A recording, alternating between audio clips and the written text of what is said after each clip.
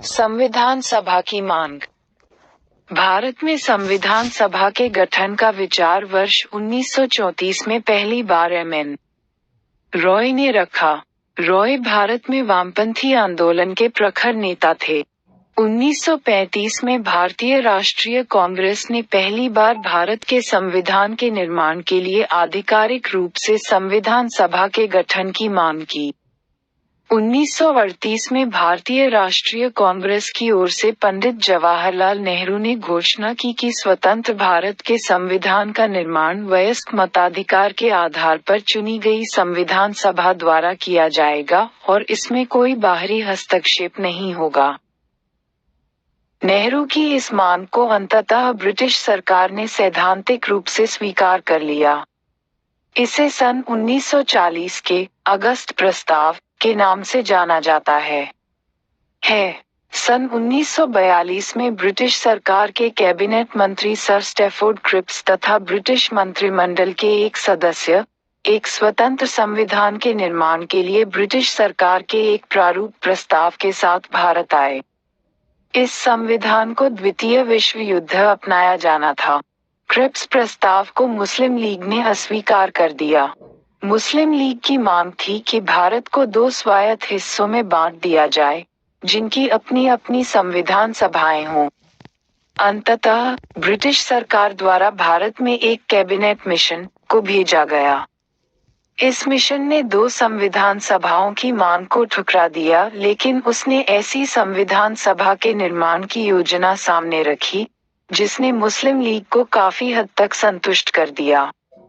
के बाद संविधान सभा का गठन। कैबिनेट मिशन योजना द्वारा सुझाए गए प्रस्तावों के तहत नवंबर 1946 में संविधान सभा का गठन हुआ। योजना की विशेषताएं थीं: 1. संविधान सभा की कुल सदस्य संख्या 389 होनी थी। इनमें से 296 सीटें ब्रिटिश भारत और 93 सीटें देसी रियासतों को आवंटित की जानी थीं। ब्रिटिश भारत को आवंटित की गई। संविधान का निर्माण, मेकिंग ऑफ द कॉन्स्टिट्यूशन। 296 सीटों में 292 सदस्यों का चयन 11 गवर्नरों के प्रांतों और 4 का चयन मुख्य आयुक्तों के प्रांतों, प्रत्येक में से एक, से किया जाना था। 2. हर प्रांत व देसी रियासतों अथवा छोटे राज्यों के मामले में राज्यों के समूह को उनकी जनसंख्या के अनुपात में सीटें आवंटित की जानी थीं। मोटे तौर पर कहा जाए तो प्रत्येक 10 लाख लोगों पर एक सीट आवंटित की जानी थी। 3. प्रत्येक ब्रिटिश प्रांत को आवंटित की गई सीटों का निर्धारण 3 प्रमुख समुदायों के बीच उनकी जनसंख्या के अनुपात में किया जाना था। ये 3 समुदाय थे मुस्लिम, सिख व सामान्य मुस्लिम और सिख को छोड़कर। 4. प्रत्येक समुदाय के प्रतिनिधियों का चुनाव प्रांतीय असेंबली में उस समुदाय के सदस्यों द्वारा किया जाना था और एकल संक्रमणीय मत के माध्यम से समानुपातिक प्रतिनिधित्व तरीके से मतदान किया जाना था। 5. देसी रियासतों के प्रतिनिधियों का चयन रियासतों के प्रमुखों द्वारा किया जाना था। अतः ये स्पष्ट था कि संविधान सभा आंशिक रूप से चुनी हुई और आंशिक रूप से नामांकित निकाय थी। इसके अलावा सदस्यों का चयन अप्रत्यक्ष रूप से प्रांतीय व्यवस्थापिका के सदस्यों द्वारा किया जाना था, जिनका चुनाव एक सीमित मताधिकार के आधार पर किया गया था। संविधान सभा के लिए चुनाव जुलाई-अगस्त 1946 में हुआ। ब्रिटिश भारत के लिए आवंटित 296 सीटों हेतु इस चुनाव में भारतीय राष्ट्रीय कांग्रेस को 208, मुस्लिम लीग को 73 तथा छोटे समूह व स्वतंत्र सदस्यों को 15 सीटें मिलीं। हालांकि देसी रियासतों को आवंटित की गई 93 सीटें भर नहीं पाई, क्योंकि उन्होंने खुद को संविधान सभा से अलग रखने का निर्णय लिया। यद्यपि संविधान सभा का चुनाव भारत के वयस्क मतदाताओं द्वारा प्रत्यक्ष रूप से नहीं हुआ, तथापि इसमें प्रत्येक समुदाय हिंदू,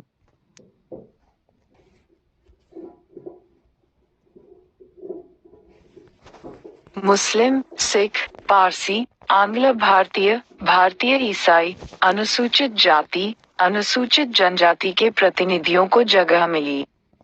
इनमें महिलाएं भी शामिल थीं।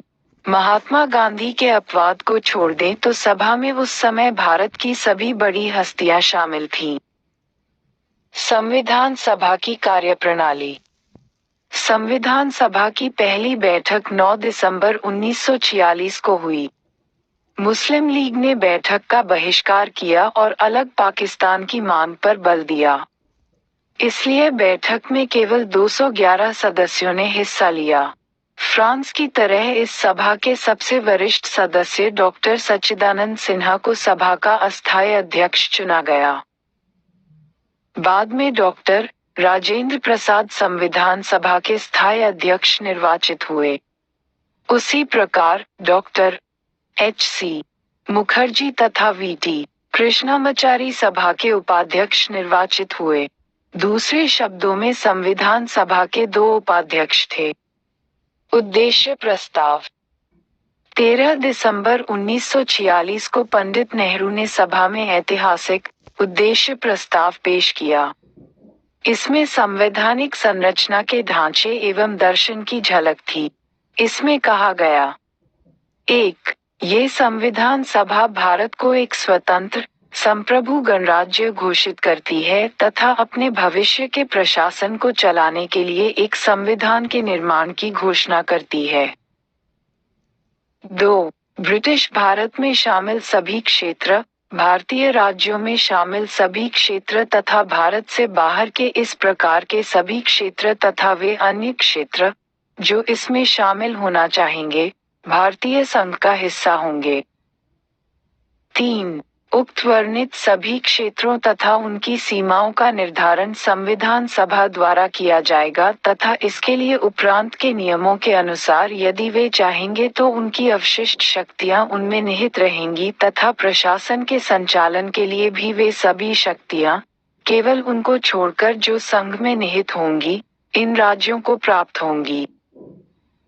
4. संप्रभु स्वतंत्र भारत की सभी शक्तियां एवं प्राधिकार, इसके अभिन्न अंग तथा सरकार के अंग, सभी का स्रोत भारत की जनता होगी। 5. भारत के सभी लोगों के लिए न्याय, सामाजिक, आर्थिक एवं राजनीतिक स्वतंत्रता एवं सुरक्षा, अवसर की समता, विधि के समक्ष समता, विचार एवं अभिव्यक्ति, विश्वास, भ्रमण, संगठन बनाने आदि की स्वतंत्रता तथा लोक नैतिकता की स्थापना सुनिश्चित की जाएगी। 6. अल्पसंख्यकों, पिछड़े वर्गों तथा जनजातीय क्षेत्रों के लोगों को पर्याप्त सुरक्षा प्रदान की जाएगी। 7. संघ की एकता को अक्षुण्ण बनाए रखा जाएगा तथा इसके भू क्षेत्र, समुद्र एवं वायु क्षेत्र को सभ्य देश के न्याय एवं विधि के अनुरूप सुरक्षा प्रदान की जाएगी। और 8. इस प्राचीन भूमि को विश्व में उसका अधिकार एवं उचित स्थान दिलाया जाएगा तथा विश्व शांति एवं मानव कल्याण को बढ़ावा देने के निमित्त उसके योगदान को सुनिश्चित किया जाएगा। इस प्रस्ताव को 22 जनवरी 1946 को सर्वसम्मति से स्वीकार कर लिया गया। इसने संविधान के स्वरूप को काफी हद तक प्रभावित किया। इसके परिवर्तित रूप से संविधान की प्रस्तावना बनी। स्वतंत्रता अधिनियम द्वारा परिवर्तन। संविधान सभा से खुद को अलग रखने वाली देसी रियासतों के प्रतिनिधि धीरे धीरे इसमें शामिल होने लगे। 28 अप्रैल 1947 को 6 राज्यों के प्रतिनिधि सभा के सदस्य बन चुके थे। 3 जून 1947 को भारत के बंटवारे के लिए पेश की गई माउंटबेटन योजना को स्वीकार करने के बाद अन्य देसी रियासतों के ज्यादातर प्रतिनिधियों ने सभा में अपनी सीटें ग्रहण कर लीं। भारतीय हिस्से की मुस्लिम लीग के सदस्य भी सभा में शामिल हो गए। भारतीय स्वतंत्रता अधिनियम 1947 ने सभा की स्थिति में निम्न 3 परिवर्तन किए। 1. सभा को पूरी तरह संप्रभु निकाय बनाया गया, जो स्वेच्छा से कोई भी संविधान बना सकती थी। इस अधिनियम ने सभा को ब्रिटिश संसद द्वारा भारत के संबंध में बनाए गए किसी भी कानून को समाप्त करने अथवा बदलने का अधिकार दे दिया। 2. संविधान सभा एक विधायिका भी बन गई। दूसरे शब्दों में कहा जाए तो सभा को दो अलग अलग काम सौंपे गए। इनमें से एक था स्वतंत्र भारत के लिए संविधान बनाना और दूसरा था देश के लिए आम कानून लागू करना। इन दोनों कार्यों को अलग अलग दिन करना था। इस प्रकार संविधान सभा स्वतंत्र भारत की पहली संसद बनी। जब भी सभा की बैठक संविधान सभा के रूप में होती, इसकी अध्यक्षता डॉक्टर राजेंद्र प्रसाद करते और जब बैठक बतौर विधायिका होती तब इसकी अध्यक्षता जी. वी. मावलंकर करते थे। सभा 26 नवंबर 1949 तक इन दोनों रूपों में कार्य करती रही। इस समय तक संविधान निर्माण का कार्य पूरा हो चुका था। 3. मुस्लिम लीग के सदस्य पाकिस्तान में शामिल हो चुके क्षेत्रों से संबद्ध भारतीय संविधान सभा से अलग हो गए। इसकी वजह से सन 1946 में माउंटबेटन योजना के तहत तय की गई सदस्यों की कुल संख्या 389 सीटों की बजाय 299 तक आ गिरी। भारतीय प्रांतों, औपचारिक रूप से ब्रिटिश प्रांत, की संख्या 296 से 229 और देसी रियासतों की संख्या 93 से 70 कर दी गई। 31 दिसंबर 1947 को राज्यवार सदस्यता को तालिका संख्या 2.4 में प्रस्तुत किया गया है। अन्य कार्य: संविधान के निर्माण और आम कानूनों को लागू करने के अलावा संविधान सभा ने निम्न कार्य भी किए। 1. इसने मई 1949 में राष्ट्रमंडल में भारत की सदस्यता का सत्यापन किया। 2. इसने 22 जुलाई 1947 को राष्ट्रीय ध्वज को अपनाया। 3. इसने 24 जनवरी 1950 को राष्ट्रीय गान को अपनाया। 4. इसने 24 जनवरी 1950 को राष्ट्रीय गीत को अपनाया। 5. इसने 24 जनवरी 1950 को डॉक्टर राजेंद्र प्रसाद को भारत के पहले राष्ट्रपति के रूप में चुना। 62 साल, 11 माह और 18 दिनों में संविधान सभा की कुल 11 बैठकें हुई। संविधान निर्माताओं ने लगभग 60 देशों के संविधानों का अवलोकन किया और इसके प्रारूप पर 114 दिनों तक विचार हुआ। संविधान के निर्माण पर कुल 64 लाख रुपये का खर्च आया। 24 जनवरी 1950 को संविधान सभा की अंतिम बैठक हुई। इसके बाद सभा ने 26 जनवरी 1950 से 1951-52 में हुए आम चुनावों के बाद बनने वाली नई संसद के निर्माण तक भारत की अंतरिम संसद के रूप में काम किया। संविधान सभा की समितियां: संविधान सभा ने संविधान के निर्माण से संबंधित विभिन्न कार्यों को करने के लिए कई समितियों का गठन किया। इनमें से 8 बड़ी समितियां थीं तथा अन्य छोटी। इन समितियों तथा इनके अध्यक्षों के नाम इस प्रकार हैं। 1. संघ शक्ति समिति जवाहरलाल नेहरू। 2. संघीय संविधान समिति जवाहरलाल नेहरू। 3. प्रांतीय संविधान समिति सरदार पटेल। 4. प्रारूप समिति डॉक्टर B.S.R.S. अम्बेडकर। 5. मौलिक अधिकारों, अल्पसंख्यकों एवं जनजातियों तथा बहिष्कृत क्षेत्रों के लिए सलाहकार समिति, परामर्शदाता समिति, सरदार पटेल। इस समिति के अंतर्गत निम्नलिखित 5 उप समितियां थीं। क. मौलिक अधिकार उप समिति J.S. B.S.C. कृपलानी। ख. अल्पसंख्यक उप समिति H.C. मुखर्जी। ग. उत्तर पूर्व सीमांत जनजातीय क्षेत्र असम को छोड़कर तथा आंशिक रूप से छोड़े गए क्षेत्र के लिए उप समिति गोपीनाथ बोरदोलोई। घ. छोड़े गए एवं आंशिक रूप से छोड़े गए क्षेत्रों, असम में सिंचित क्षेत्रों के अलावा, के लिए उप समिति A.V. ठक्कर। ड. उत्तर पश्चिम फ्रंटियर जनजाति क्षेत्र उप समिति। 6. प्रक्रिया नियम समिति डॉक्टर राजेंद्र प्रसाद। 7 राज्यों के लिए समिति, राज्यों से समझौता करने वाली जवाहरलाल नेहरू। 8 संचालन समिति डॉक्टर राजेंद्र प्रसाद। छोटी समितियां। 1 वित्त एवं कर्मचारी स्टाफ समिति डॉक्टर राजेंद्र प्रसाद।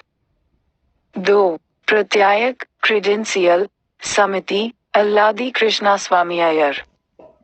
3 सदन समिति बी पट्टाभी सीतारामैया। 4 कार्य संचालन समिति डॉक्टर के.एम. मुंशी। 5 राष्ट्र ध्वज संबंधी तदर्थ समिति डॉक्टर राजेंद्र प्रसाद। 6 संविधान सभा के कार्यों के लिए समिति जी.वी. मावलंकर।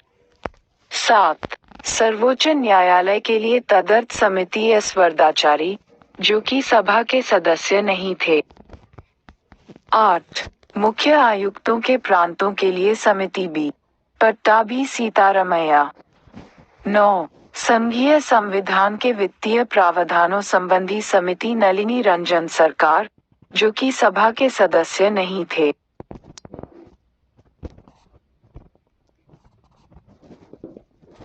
10 भाषाई प्रांत आयोग एस.के. डार, जो कि सभा के सदस्य नहीं थे।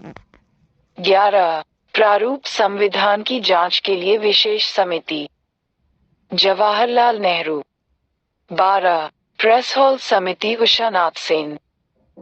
13 नागरिकता पर तदर्थ समिति एस. वरदाचारी, जो कि सभा के सदस्य नहीं थे।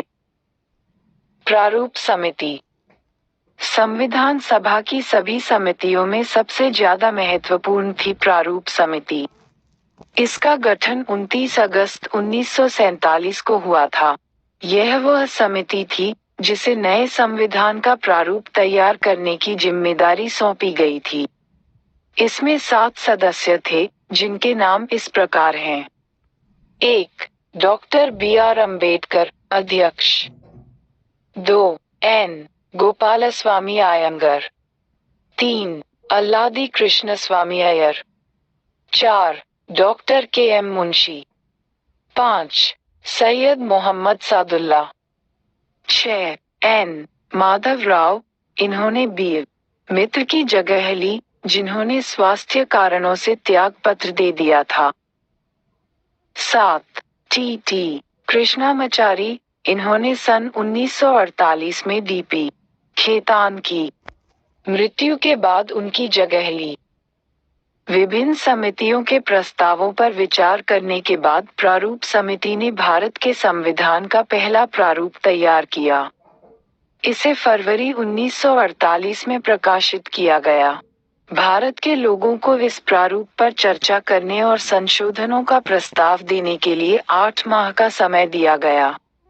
लोगों की शिकायतों, आलोचनाओं और सुझावों के परिप्रेक्ष्य में प्रारूप समिति ने दूसरा प्रारूप तैयार किया, जिसे अक्टूबर 1948 में प्रकाशित किया गया। प्रारूप समिति ने अपना प्रारूप तैयार करने में 6 माह से भी कम का समय लिया। इस दौरान उसकी कुल 141 बैठकें हुईं। संविधान का प्रभाव में आना। डॉक्टर बी.आर. अम्बेडकर ने सभा में 4 नवंबर 1948 को संविधान का अंतिम प्रारूप पेश किया। इस बार संविधान पहली बार पढ़ा गया। सभा में इस पर 5 दिन, 9 नवंबर 1948 तक आम चर्चा हुई। संविधान पर दूसरी बार 15 नवंबर 1948 से विचार होना शुरू हुआ।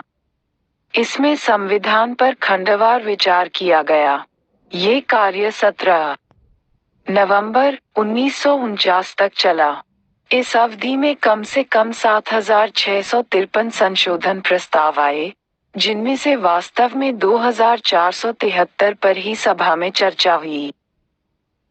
संविधान पर तीसरी बार 14 नवंबर 1949 से विचार होना शुरू हुआ। डॉक्टर बी.आर. अम्बेडकर ने the constitution as settled by the assembly be passed प्रस्ताव पेश किया। संविधान के प्रारूप पर पेश इस प्रस्ताव को 26 नवंबर 1949 को पारित घोषित कर दिया गया और इस पर अध्यक्ष व सदस्यों के हस्ताक्षर लिए गए। सभा में कुल 299 सदस्यों में से उस दिन केवल 284 सदस्य उपस्थित थे, जिन्होंने संविधान पर हस्ताक्षर किए। संविधान की प्रस्तावना में 26 नवंबर 1949 का उल्लेख उस दिन के रूप में किया गया है जिस दिन भारत के लोगों ने सभा में संविधान को अपनाया, लागू किया व स्वयं को संविधान सौंपा। 26 नवंबर 1949 को अपनाए गए संविधान में प्रस्तावना, 395 अनुच्छेद और 8 अनुसूचियां थीं। प्रस्तावना को पूरे संविधान को लागू करने के बाद लागू किया गया। नए विधि मंत्री डॉक्टर B.R. अम्बेडकर ने सभा में संविधान के प्रारूप को रखा। उन्होंने सभा के कार्यकलापों में बढ़ चढ़कर हिस्सा लिया। उन्हें अपनी तर्कसंगत व प्रभावशाली दलीलों के लिए जाना जाता था। उन्हें भारत के संविधान के पिता के रूप में पहचाना जाता है। इस महान लेखक, संविधान विशेषज्ञ, अनुसूचित जातियों के निर्विवाद नेता और भारत के संविधान के प्रमुख शिल्पकार को आधुनिक मनु की संज्ञा भी दी जाती है।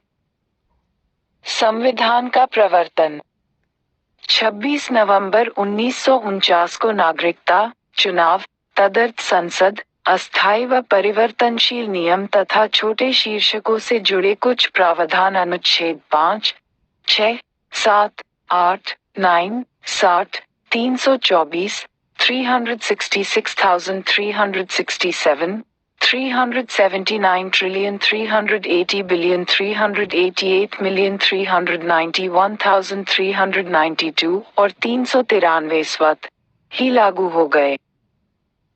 संविधान के शेष प्रावधान 26 जनवरी 1950 को लागू हुए। इस दिन को संविधान की शुरुआत के दिन के रूप में देखा जाता है और इसे गणतंत्र दिवस के रूप में मनाया जाता है। इस दिन को संविधान की शुरुआत के रूप में इसलिए चुना गया क्योंकि इसका अपना ऐतिहासिक महत्व है। इसी दिन 1930 में भारतीय राष्ट्रीय कांग्रेस के लाहौर अधिवेशन, दिसंबर 1929 में पारित हुए संकल्प के आधार पर पूर्ण स्वराज दिवस मनाया गया था। संविधान की शुरुआत के साथ ही भारतीय स्वतंत्रता अधिनियम 1947 और भारत शासन अधिनियम 1935 को समाप्त कर दिया गया।